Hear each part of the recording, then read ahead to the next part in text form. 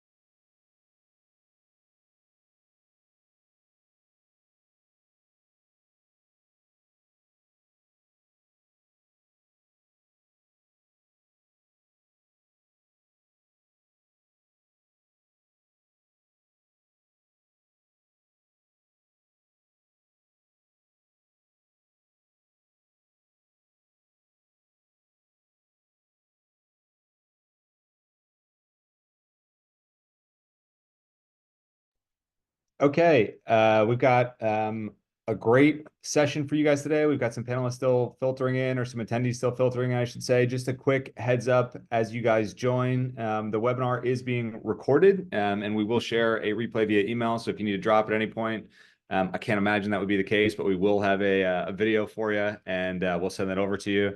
And then if you have questions, please use the Q&A feature. So in your normal Zoom menu where you find mute and video and all that stuff, under the more icon, if it's not right in front, there's an option for Q&A. You can drop your Q&A right in there, and we will try and save plenty of time at the end for questions if we have them.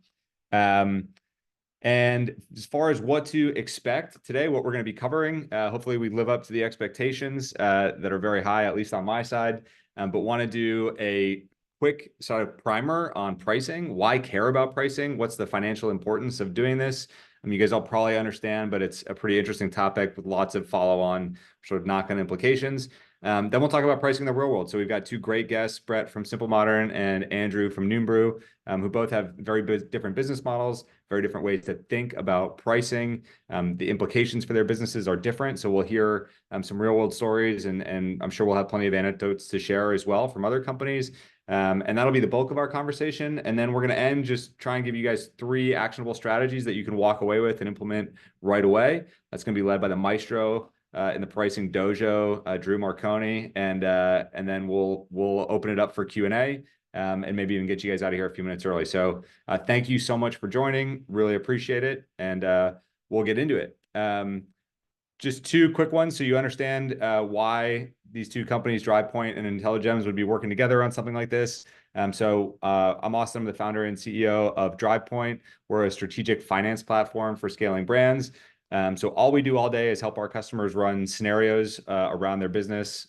We work on more of the financial side of the picture. So three-statement modeling, forecasting, demand planning, inventory planning, all that kind of stuff. We only work with consumer brands. You can see a bunch of logos down there below. And then I thought it was interesting that on our homepage, literally like one of the first things that we have is increased prices on top sellers as sort of one of the scenarios that we're commonly looking at. So a nice intersection point here for today. One of the first things that we tend to look at with our customers.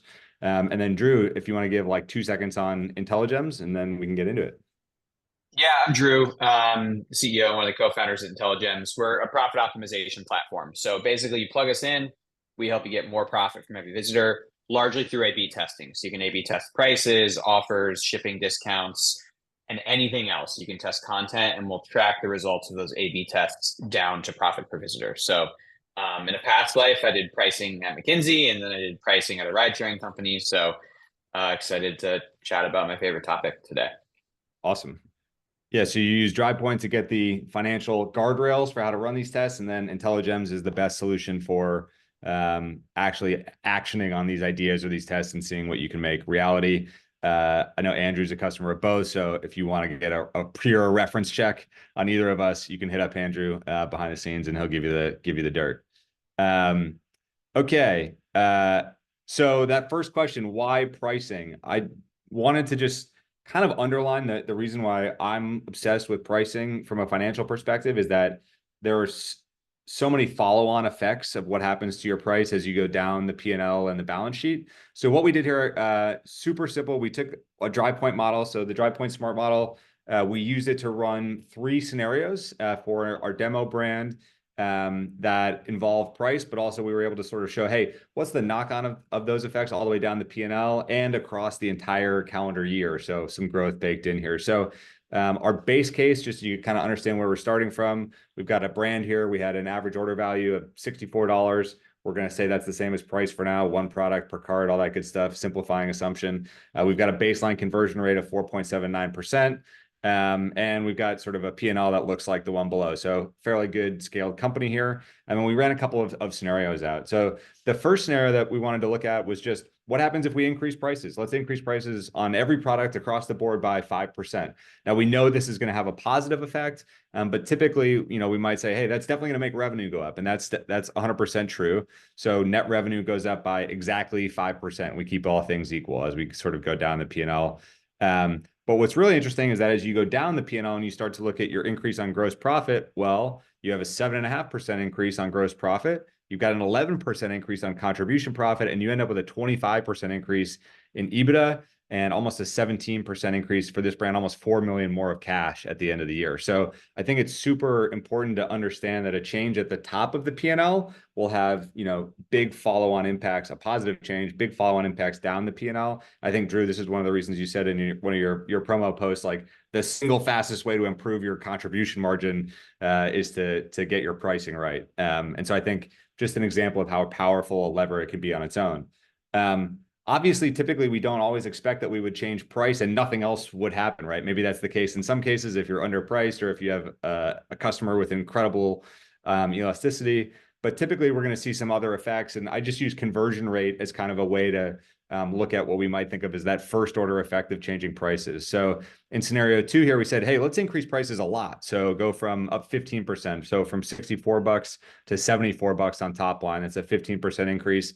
But assume that we're going to have some drag on conversion rate, right? People who might be coming to the site who are willing to buy at 64, not all of them are willing to buy at 74. And so we have a drop off in conversion. In this case, we modeled about a 17% drop in conversion. So that makes our order count go down. But we can still see if you get down to that EBITDA line highlighted in yellow, that's still almost a 30% increase in EBITDA. So we're trading a little bit of volume, but we've been able to self-select into a customer who's willing to pay that higher price. And we're still seeing that positive impact. Obviously, there's a dip in conversion rate that makes that equation not true, but we're sort of trying to show the upside here. And then very interesting to think about going the other way, right? Very easy to understand that if we increase prices, things are likely to get better. But what happens if we decrease prices? So in scenario 3 here, we're saying, okay, well, let's decrease prices by the same 15%. So instead of 64, we now go down to 55. Let's assume that there's a corresponding uptick in our conversion rate. So instead of 4.79, we get to 7.36. So you get almost a 50% bump in conversion rate in this assumption case. So we get a bunch more orders. And not surprisingly, we get a bunch more net revenue. So you can see that net revenue line up top actually up almost 30%. But as we go down to EBITDA, we're only at 2.5% lift. And I think that's a powerful example of it kind of going the other way in terms of as you lower prices, you might get the volume uptick, but you're also going to see margin compression. And so how do we think about that as a trade-off? So just trying to illustrate, these are super simple scenarios. The real world is certainly more complicated than this, but trying to give you an idea of why pricing is a super powerful lever and why it can have a huge impact on the financials, not just at the top line, but at the bottom line and on the balance sheet. So with that, I'd love to give our esteemed brand panelists a chance to introduce themselves and talk a little bit, maybe tell us a little bit about yourself, a little bit about the business, and start any conversation or comments you have right off the bat on those scenarios as to why they're too simple and why it would never work for you. So Brett, why don't you lead us off here? Yeah, for sure. Thanks, Austin. So yeah, name's Brett. I am with SimpleModern. We are a lifestyle brand primarily focused on drinkware, but we definitely have expanded into adjacent categories like food storage, bags, things like that. And we got our start on Amazon about 7 years ago, 7 or 8 years ago. I've been with the company 6 years. And we definitely will kind of come at this conversation from very much an omni-channel perspective. We got our start on Amazon, but have since grown to sell in physical retail. Target, Walmart, Costco are some of our bigger partners. Partner with some smaller retailers as well, Whole Foods and other grocers. And then direct to consumer as well is actually one of our fastest growing channels. But we've taken somewhat the opposite path of many others. Got our start on Amazon, and D2C has been kind of the focus as of late for us. And then also, being water bottles, we're not a recurring customer business, so or not generally. We do have customers that come back and buy, but we're not a subscription. So that'll be kind of the position we're coming at this from. But yeah, my role at the company, I've worn a few different hats over time. I've fully owned pricing at certain points in time. Now I'm a seat at the table for pricing. We've actually centralized that role, which we can talk more about later. But I do the FP&A and other long-term strategic planning. I work with all of our executives to kind of set long-range goals and work on other big strategic questions like that. But pricing is certainly something I'm focused on a lot still. Awesome. Andrew, over to you. Cool. I'm Andrew. I'm co-founder of NoonBrew and NoonBrew, which we got to start about 3.5 years ago, my co-founder Alan and I. And we're very happy customers of Intelligems and Drivepoint. We've been using Intelligems for, I think, ever since it got started. I think we were one of the early customers, and we use it for a lot of different pricing, but also A/B tests and figuring out how we can raise our AOV, our conversion rate.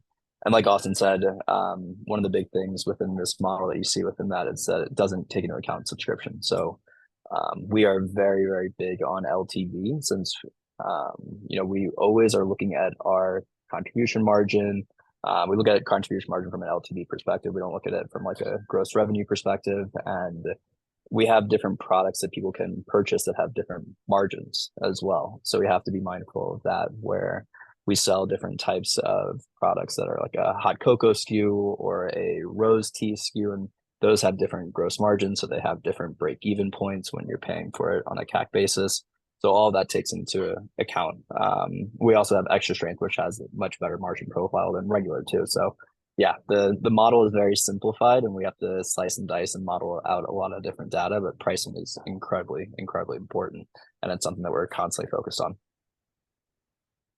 Awesome. And Drew, you already got a chance to introduce yourself, so we can dive right into the questions.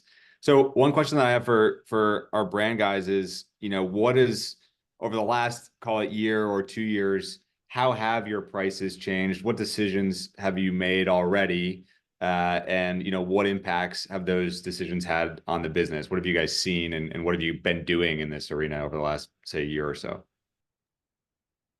The big one for us is that we introduced our extra strength SKU.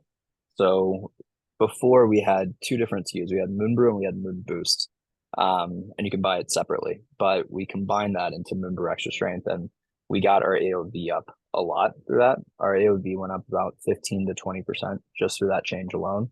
That has a much higher margin, has a higher NPS as well. So all the different downstream impacts, but that was a massive, massive change for us. And this summer, we're going to be testing out different types of subscription rate discounts. So right now we do a 20% discount.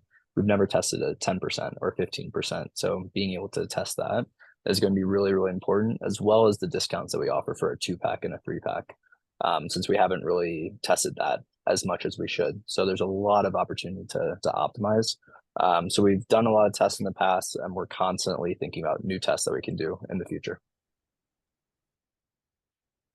Yeah, how do you think about like the difference between increasing prices on an individual SKU versus bundling versus, are those all sort of commingled tactics in your head? Obviously, offer testing is another angle of that. Like, how do you think about putting all those pieces together? Do you have a base price, and then you think about layering in merchandising stuff on top of that?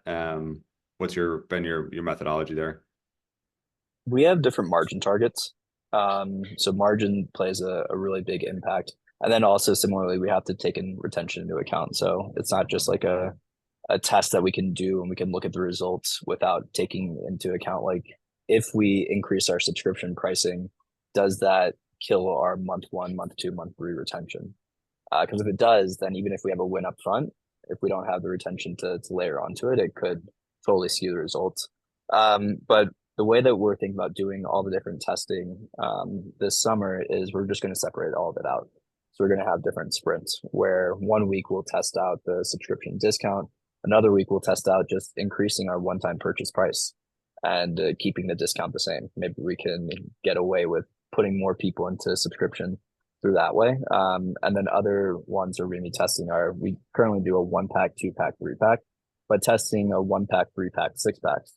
Since we found that when you give people the opportunity to pay more, there's going to be a small subset that want to take that 6-pack amount, and that could increase the overall AOV just in general off of that. So yeah, there's a bunch of different tests that we're going to be doing for that. You're muted, Austin. Yeah, that's super interesting. I want to come back to like the sequencing of that stuff in a second, because I think that's probably a hard question for people to answer and parse out that roadmap. But Brett, I'd love to hear what pricing has looked like with you guys. And obviously, you have some unique challenges in trying to sell across D2C and wholesale and Amazon and lots of different people in the mix. But what's been the general trend for you guys over the last year? Obviously, it aligns with your brand strategy as well, how you think about pricing. What's been going on most recently on that front? Yeah, definitely. Over the last couple of years, we've really been on a mission to raise prices. And this wasn't unique to us, but during 2022, I guess it was post COVID inflation craziness. Well, really pre-inflation, but exchange rates, and we import most of our product from China, so we're exposed to exchange rates there, and then freight costs really ate into the margins of our business. Prior to that point, we had really been kind of a cost plus pricing model, and so we said, hey, we want to make this much margin on our product, therefore we'll price it here. And then 2022 was really our first year, despite growing revenue over 2021 by 40 or 50%. We were down in EBITDA year over year, just because of our exposure to things like exchange rate and freight that were outside of our control. And so really over the last couple of years, we've been raising price and really adjusting our approach to price a little bit more based on the market and based on kind of competitive dynamics and where we want to be positioned relative to peers, things like that.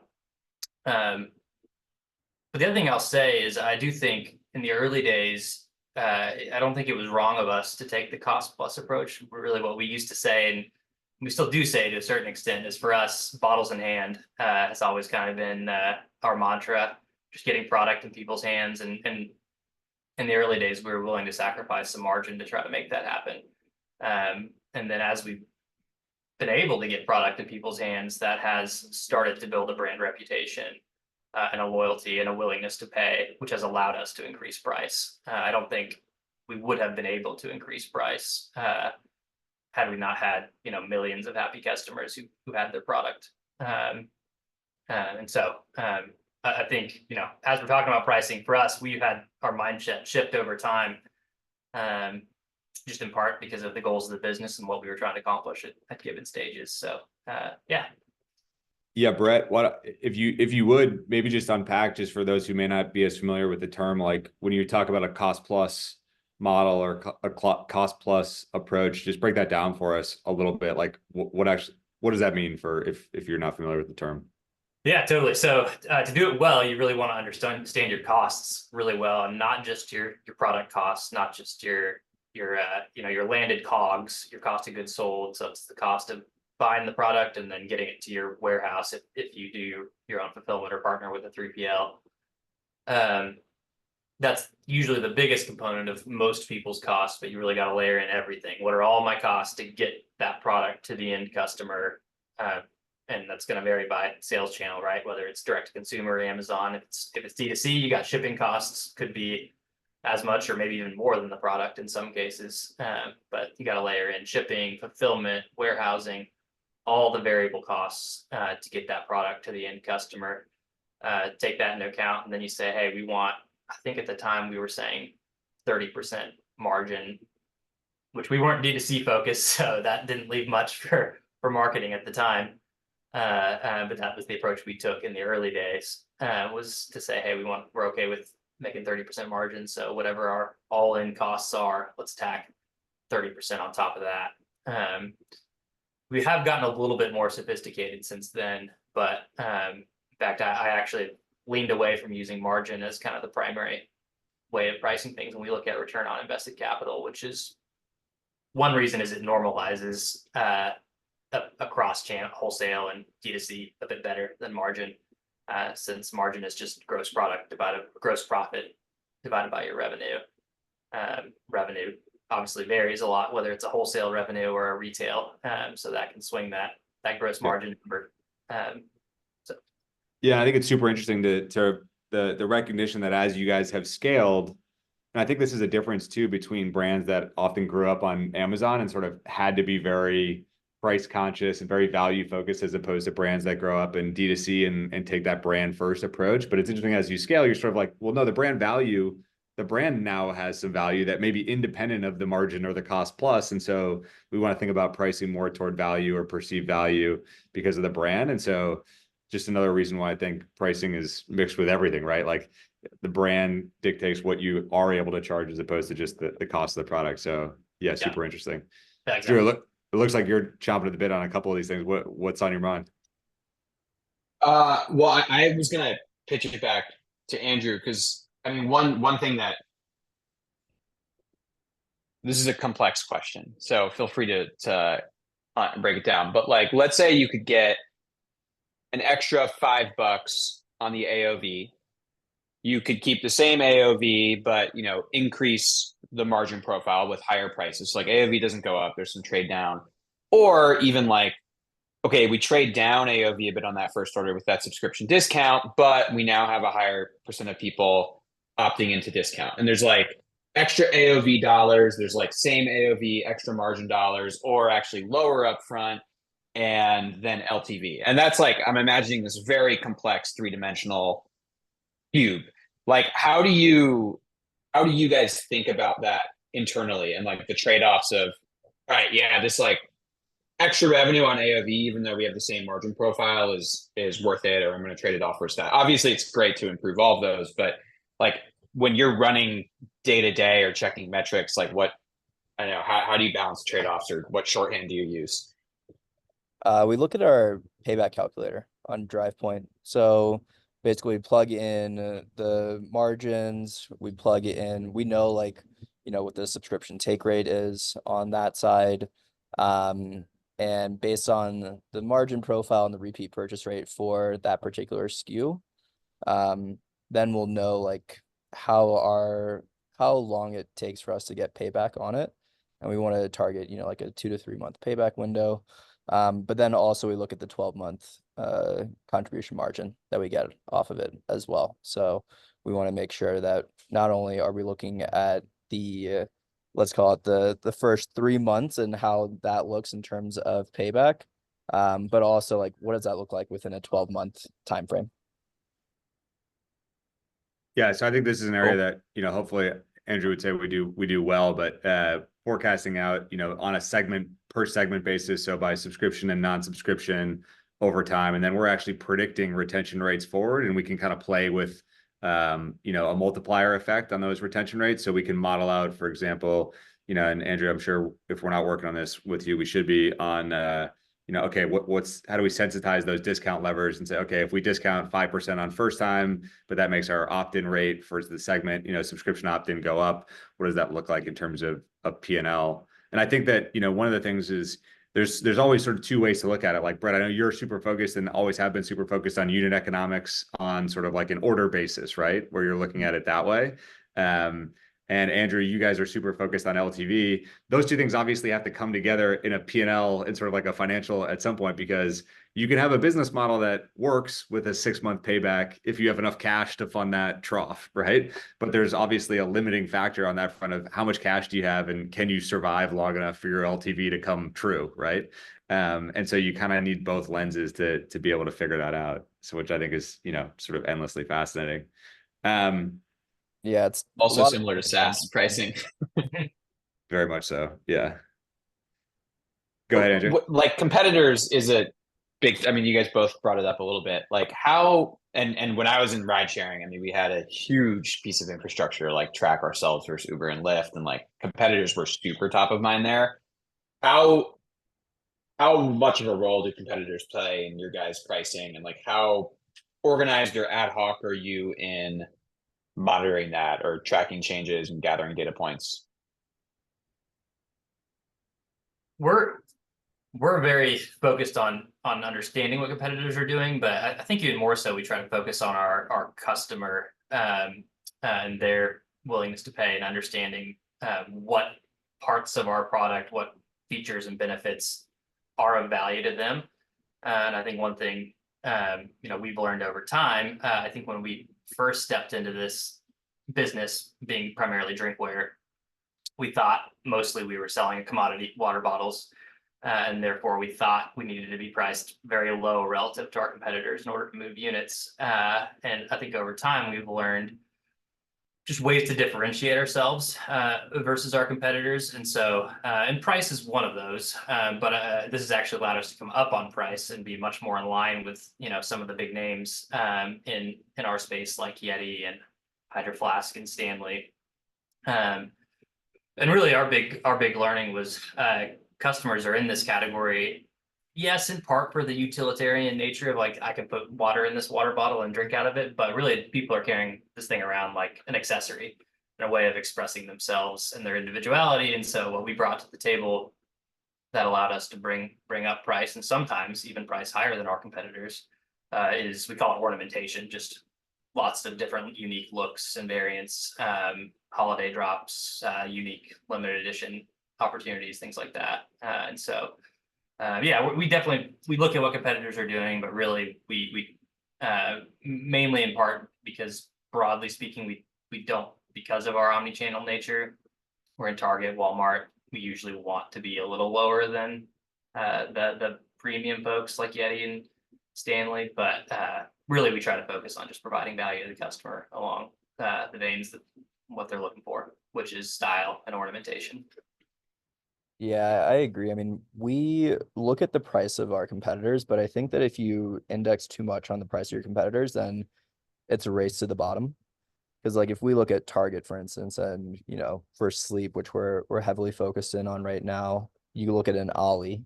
It's like we're not going to be able to compete with Ollie on like a $10 to $15 bottle of gummies. So we look at it, but we also look at just ways where we can differentiate ourselves outside of price. But also, I mean, like we want to have a much more premium type of product. So how do we showcase that?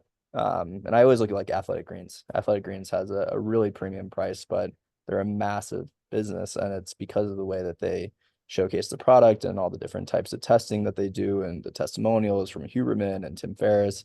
So I think it's like, how do you provide a lot more value to the customer where price becomes less and less of a factor within their whole thought process? For sure. I think it's super interesting. I'm just looking through our attendee list, and I see a bunch of folks who are in apparel, right? And so we have CPG well represented in kind of hard goods, but apparel is this super interesting category too. I don't know, Drew, if you have any other insights, but like price can actually communicate brand as much as anything else, and be sort of like the main driver of that differentiator, or maybe not the main driver, but certainly a big marker for folks in terms of the psychology of that. Drew, I don't know if you guys have, I know you have some apparel customers, but what's the difference in sort of categories maybe? We've got some difference in business model here, but what are the biggest drivers by category? Yeah, I mean, I would say when it comes to like soft goods. So I'd include like some home goods and apparel in that. Yeah, we see pretty wide range of like successful companies and margin profiles. Like the COGS are not that different from brand to brand, or like sheets. We've worked with brands that are literally at 2x price points. One more targeted at, you know, $200 a sheet set, good material. One targeted at like $500 a sheet set, similar material, but like the right answers for them based on their point in the market. Like the mid-market one, actually, okay, go down a bit. You're going to unlock new customers versus new competitors, and like they saw something like a 5% decrease generate 20% increase in demand. Whereas like the luxury one, for them, it was actually, hey, keep the price high and maybe bump it up a bit lower, but like, can you get these folks to spend more? They couldn't really push past it, but they could boost AOV. So we always say like test higher and lower. I find that in apparel in particular, it's often very surprising what happens.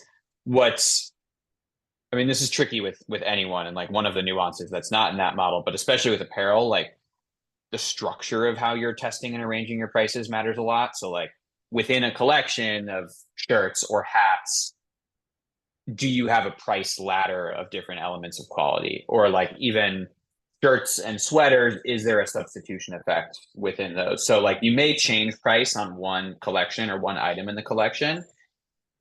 There's so many substitutes in what someone is looking to spend. You need to like look at total order behavior. And that's where some people get tripped up. They're like, oh, great, I raised price on this hat model and like it did horribly. Like we sold way fewer of these hats. I better turn it around. It's like, well, let's zoom out. Like you actually had the same total volume, but it went to a different product in your hat collection. Is that a good thing or a bad thing? And that's where that like understanding the different margin profiles of your products, like Andrew was talking about, comes into play.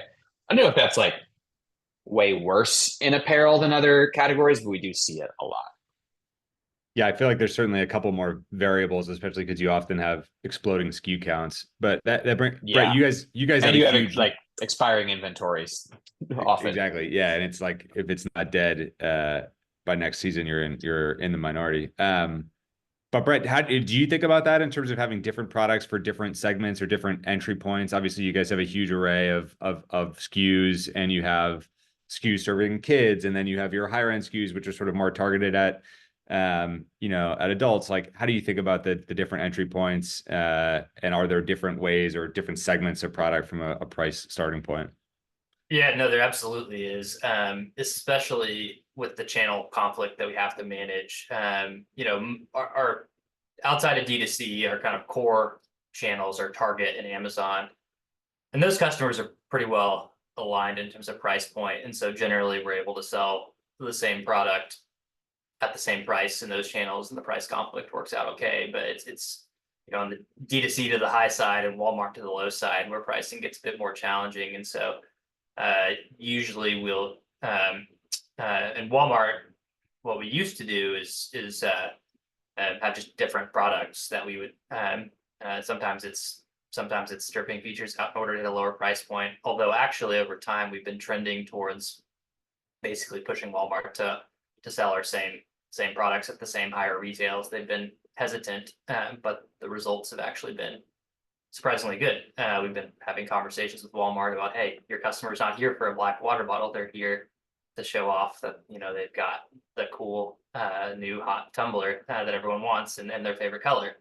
Therefore, they're willing to pay that price and match Target and Amazon.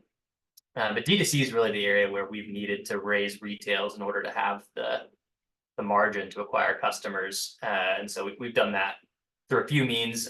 We have certain product categories outside of drinkware that tend towards higher ASPs anyway. Over the last year, we've launched a product called our Getaway Bag, which is a big beach bag that has an average price of about $60 to $70. That has had generally positive results. We're able to usually acquire a customer and with $20 to $30 CPAs on the first order margin positive or margin neutral. So that's been encouraging. And then we've also recently launched a separate product line called SimpleModern Signature.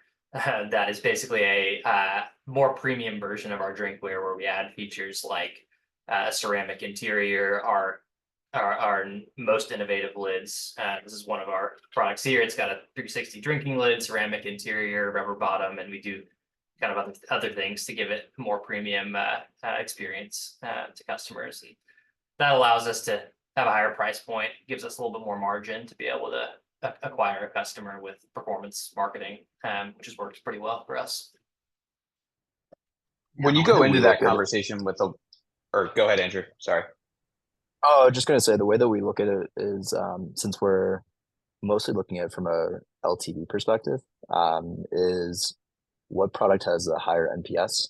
So that can that could indicate what the repeat purchase rate is going to be, and then what product has a higher repeat purchase rate, as well as like a much higher contribution margin over, let's call it 6 to 12 months. But we found different ways outside of just pricing to sway buyers in different manners. So one of them is a free gift with purchase. We give away a gift with purchase. That's either a frother or a glass bottle to subscribers, and that's 2 or 3x our subscription rate overnight, immediately. And subscribers for us have a much higher retention and LTV, so like that totally changed our payback and our allowable CAC too, because if we can get much more contribution margin from a subscriber, then we can pay more to acquire on the front end. So there's different ways that you can really influence buyer behavior, as well as price testing on the front end. But we've done a lot of different price testing on post purchases as well. So we upsell more NoonBrew or MoonBrew after someone purchases. We do a lot of A/B testing as to like, if someone buys hot cocoa, then do we upsell them more hot cocoa, or do we cross sell them NoonBrew or cross sell them a different flavor? And then we're cycling out different flavors as well to understand, like we're about to introduce wild berry in a few weeks for MoonBrew, and it's like if that has a much higher retention rate and a higher NPS, then we're going to swap out other flavors, because we don't want to drive people to a low NPS and a low retention rate product. So we're always doing different tests outside of just pricing too. Yeah, very cool. I think the bundling, the merchandising, all that stuff is pretty incredible in terms of the amount of complexity that can be there. One question we were batting around a little bit before we hopped on was, there's lots of theory, and we could go for days around all the different ways to get your AOV up and all the different solutions, and there's tons of tools out on that front as well. But who's actually involved in these decisions? Like, what is the pricing cadre look like at each of your companies, and who has the final say, and how often are you actively making these decisions inside the company? Yeah, I can chime in first. Ours has definitely changed a lot over time. Back in the early days when we were cost plus, it was much simpler. It was me with a spreadsheet just saying this is the price, and generally we agreed with me and the CFO and our CEO on margins we were looking to get. I think there were some pros and cons with that approach, some of which I alluded to earlier, but really over time, there was kind of this interim middle stage where things got messy, and we kind of let the sales channel owners, like we have one guy over Amazon, one over the website, one over all of our physical retail. We let them decide the price, and that resulted in some chaos on occasion. So now we've really centralized pricing in a role that's basically a chief merchant.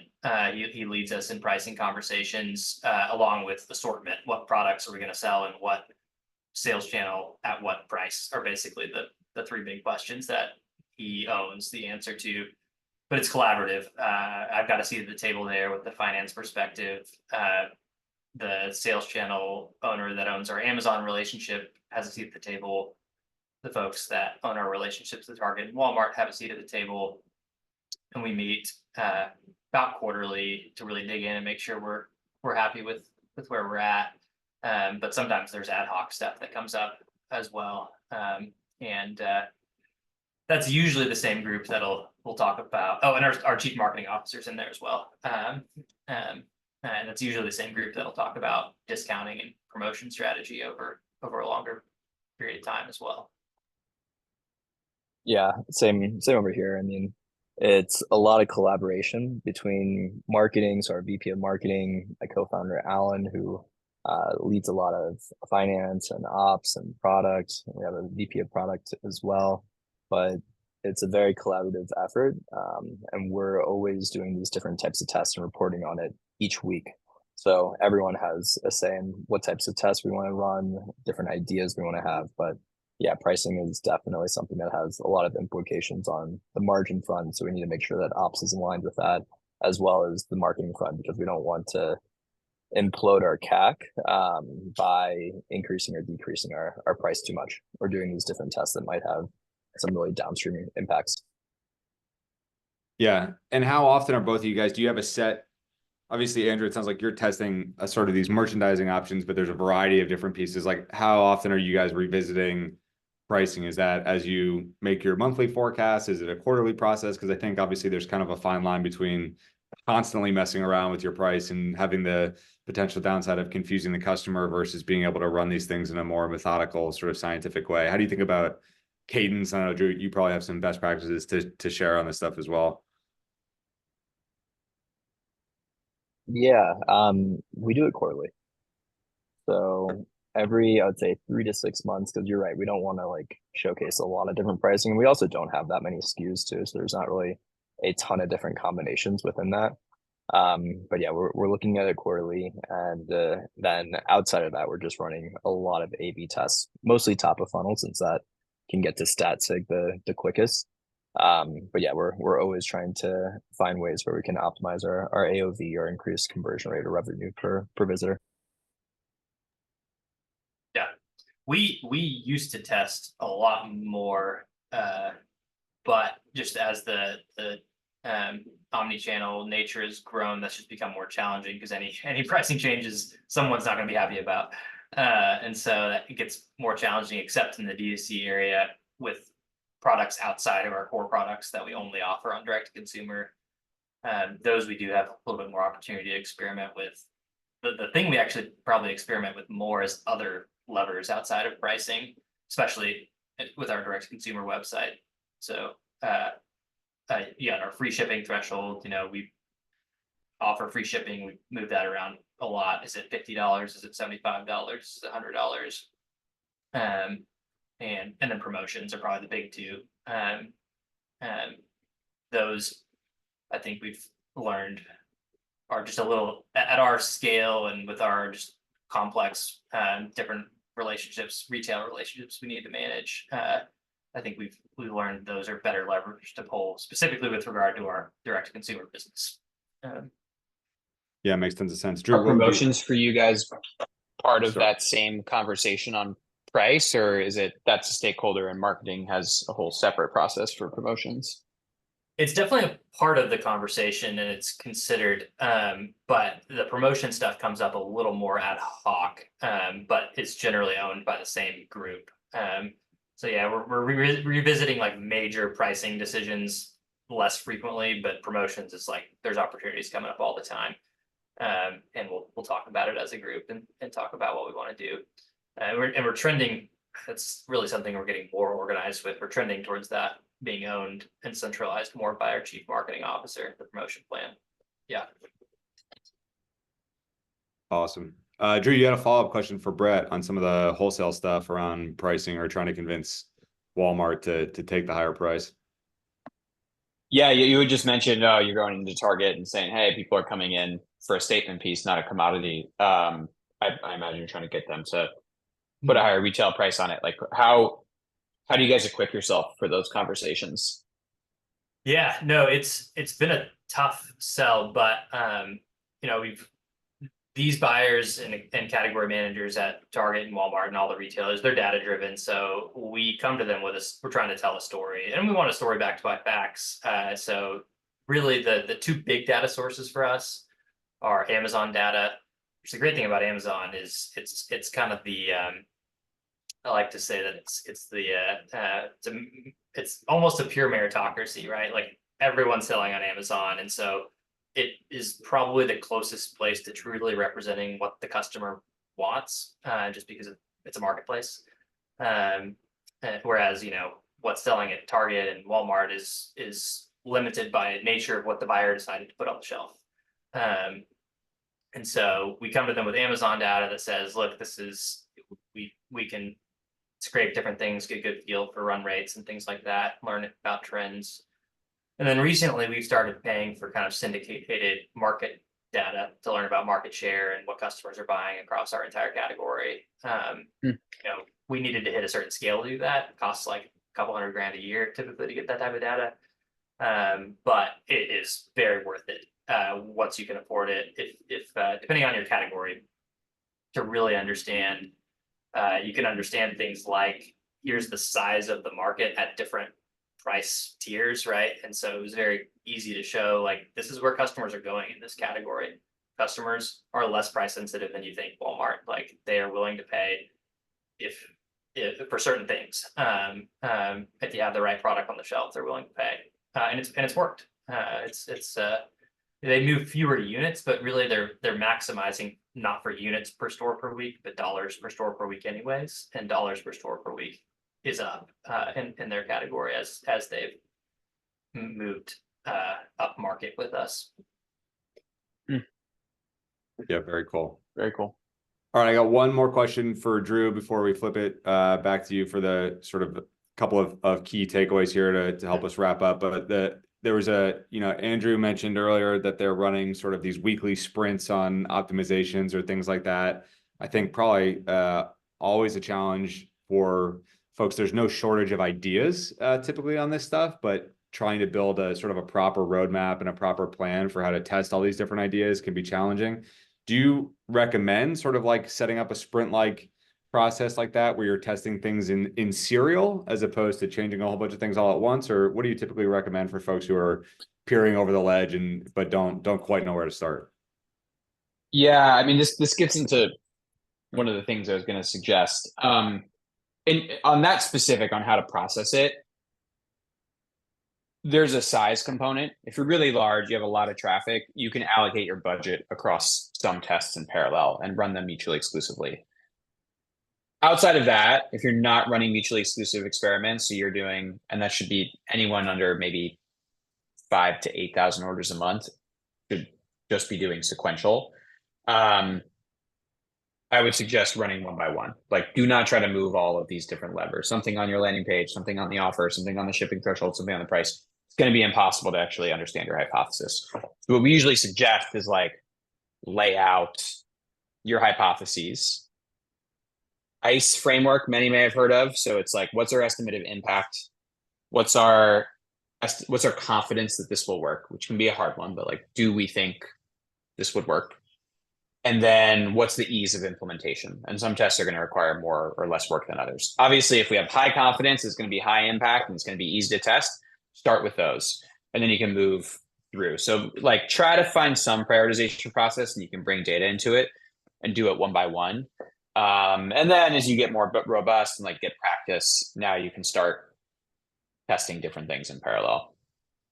I think the thing too within that, especially if you're under 8,000 orders per month, is you want to make sure that you're taking big swings. Because if you just move, the CTA from orange to green or whatever it might be, like, it's not going to result in stat sig, and it's going to take weeks for you to even be able to interpret the data. I think if you're like under 10,000 orders, you should be taking a lot bigger swings, because you're going to be able to figure it out a lot quicker. And then Drew, I guess question for you, do you suggest testing 50-50, or do you suggest like only doing 25% of your traffic so you don't like potentially spike your CPA? Again, if you have a ton of traffic and you can get results in a week by only sending 20% toward that, go for it. Like, do it as a canary style. So you're like gradually rolling traffic into this new version, seeing if it works, and you can kind of add more traffic over time. For most folks, the fastest way to get results is just going to be like, send your traffic 50-50 or 33-33-33. If you're testing prices, I always say like, do lower and higher, because like your guess is probably wrong. That's just going to get you to sig most easily. And it may be that you can kill one group pretty early and shift it. But yeah, I would like, you can send out a floater, make sure nothing spikes. But because we are like detecting a difference between each group, allocating traffic evenly is going to be the fastest way to get there. That said, please don't end tests after like 2 days. Like give it a week. Like our businesses have a lot of cyclicality, like weekday to weekday. And I just see too many people are like, well, I hit a couple hundred orders in the first 24 hours. I'm going to end it. It's like, well, that means you're like Monday night shoppers were the winner there, but like your sample should be over the course of a typical week. So that's the That's other actually really consideration. good Like, advice, because we've seen that a lot where a test will start out and it's just totally skewed one direction, and then you give it a few more days and it can have a totally different set of results. So yeah, do not shut anything off after 48 hours. And there's like technical reasons in there too. Like anyone in the middle of the funnel is going to be included. So like get yourself a good sample. Awesome. All right. Well, you're kind of already there, Drew. So why don't you just roll into like, if you were starting, or for brands who come to you and you say, okay, you got to do A, B, and C first. What do you think about as sort of being the lowest hanging fruit? Yeah. So I'm actually not going to suggest testing. And the 3 steps are like 1, align strategically, 2, do like understand everything that impacts your pricing, and then 3, build a roadmap. So like number 1, pricing is a tool to achieve your goals. Pricing is not a goal in and of itself. Like being better at pricing is not going to change your business. Brett, I loved what you said early on of like, we wanted to get more cups in people's hands. Or Andrew, like we want to get more subscribers. Like you should understand among your leadership team what you are trying to do this year. Do you need to boost AOVs because your shipping costs are horrendous? Do you need to like drive extra LTV? Do you need to push penetration? Do you need to establish distinctiveness versus a competitor? Like pricing will help you achieve that goal, but you're just floundering if you don't know like the one step above what your objective is. So getting aligned on that like will give you a lot more purpose in what you're doing. Second thing, understand your profit optimization levers. Like pricing, we're talking about list price a lot here, but promotions have come into play. Free shipping thresholds have been mentioned, multi-discounts, subscription discounts. Like go look at your site. There are probably a dozen things. There's the welcome offer, there's the return policy that are impacting what a customer is paying.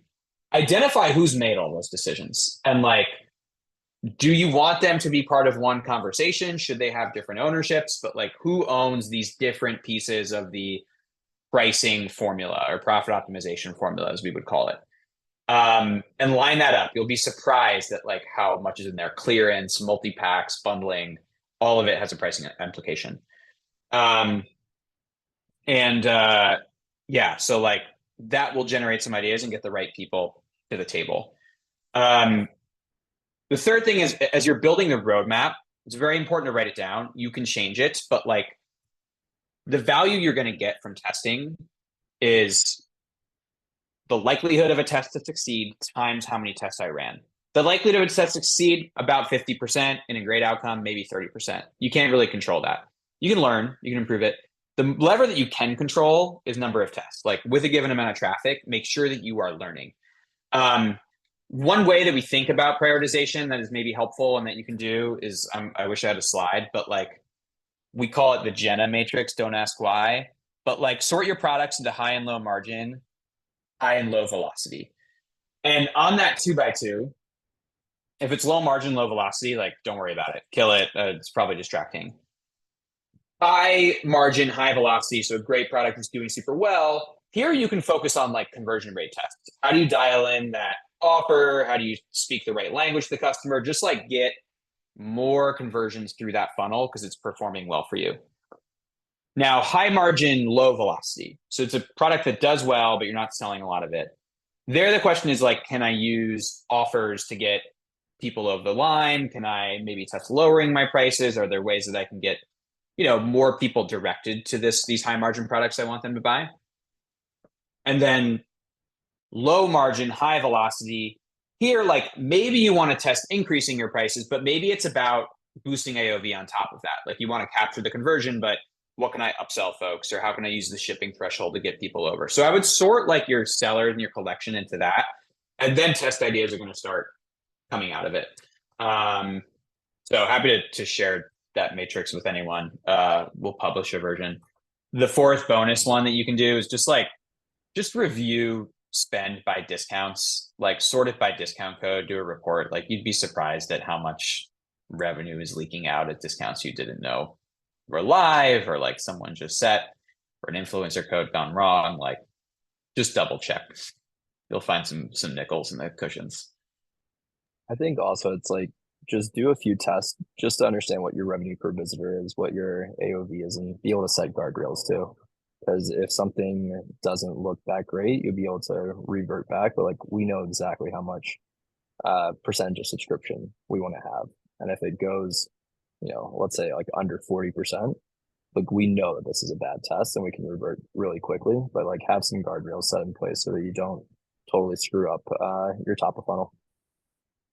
For sure. Yeah, that would be my like one piece of advice as you go into all this stuff too, is like to the extent possible, and it's impossible to model every scenario or think through all these things in advance, but having some guardrails so you know what you're shooting for as targets and doing that ahead of time before you kick off a test, I think is super useful. Because otherwise you might be testing and you end up at the end of a test and you're not actually sure if the results are good or bad, or how good or how bad, right? And you can kind of set those guardrails a priori most of the time coming into the test, which removes a lot of the I think sort of like fear of running these tests, and also can help you zoom in and make sure that the test is discrete enough so you can understand if you're hitting target, check it off the list and move on to the next good idea, right? As opposed to spending too long on this stuff.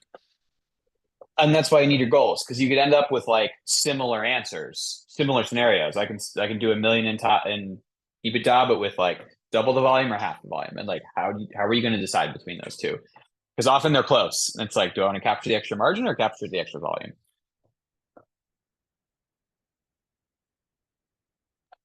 Sorry, one last call for audience questions. If anybody has any questions, drop them into the Q&A in the next 10 seconds or so. If not, we can let everyone go. If you need a new water bottle, go buy it on SimpleModern.com. That's going to be their highest margin channel. If you need more energy, focus, or sleep, go to NoonBrew.com, pick up some product on subscription, please. If you need to optimize your pricing, A/B testing, content offers, free shipping threshold, which came up, go see Intelligems. And if you want to make more money and understand what happens for all these different paths in your business, not just on top line, but all the way through the bottom line, call us and we'll help you figure it out at Drivepoint. But thank you guys all so much for joining. Any parting words from the group? Any last words of wisdom? All right. To happy pricing, happy merchants. Thanks, Austin. Everywhere. We will see you guys out there. And Thank you. Have a great rest of your day. Yep. Thanks, Austin. See you guys. Thanks, Austin. Thanks, Austin. Bye.